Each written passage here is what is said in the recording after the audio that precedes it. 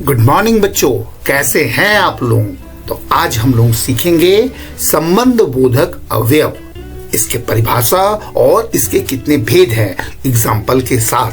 तो शुरू करते हैं आज की क्लास को। जो अवयव संज्ञा के बाद आकर उसका संबंध वाक्य के दूसरे शब्द के साथ बतलाता है उसे संबंध बोधक कहते हैं। जैसे वह दिन भर रोता रहा, दवा के बिना रोगी मर गया। इन वाक्यों में मर, दिन को रोना क्रिया से तथा बिना शब्द दवा संज्ञा का संबंध मरना क्रिया से जोड़ता है। एक और उदाहरण, राखी गांव तक गई। इस वाक्य में तक गांव का संबंध गया क्रिया से जोड़ता है। यदि यह संज्ञा ना हो तो वही अवयव क्रिया विशेषण कहलाएगा। ठीक है। अब संबंध बोधक के भेद, प्रयोग के अनुसार इसके दो भेद हैं। एक संबद्ध संबंध बोधक, ऐसा संबंध बोधक शब्द संज्ञा की विभक्तियों के पीछे आते हैं, यानी विभक्ति के बाद आते हैं। जैसे धन के बिना, घर के भीतर, पिता की तरह, गली की ओर आदि। और दूसरा है आपका अनुबद्ध संबंध बोधक।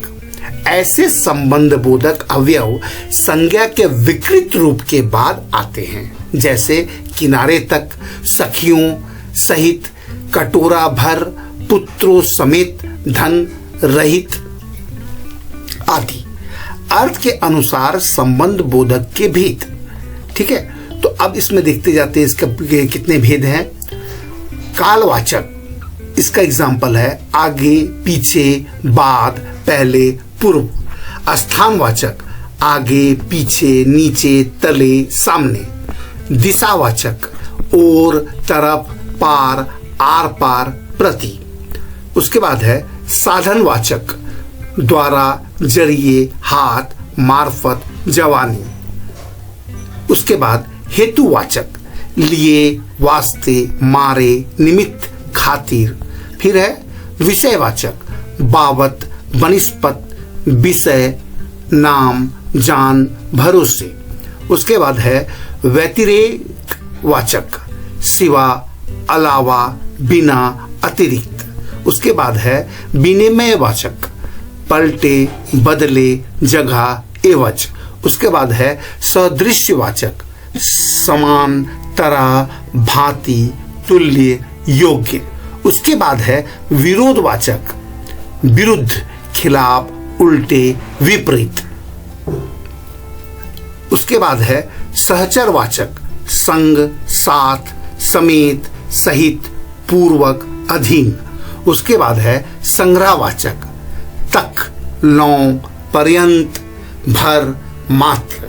फिर है तुलनावाचक, अपेक्षा, वनिस्पत, आगे, सामने। ये हो गया आपका संबंधवाचक किसे कहते हैं, संबंधवाचक के कितने भेद हैं। ठीक है। और उसके एग्जाम्पल और इसके दो रहे। ठीक है, समुच्चय बोधक और विस्मयादि बोधक, जो कि नेक्स्ट चैप्टर में पढ़ेंगे। तब तक के लिए बाय बाय।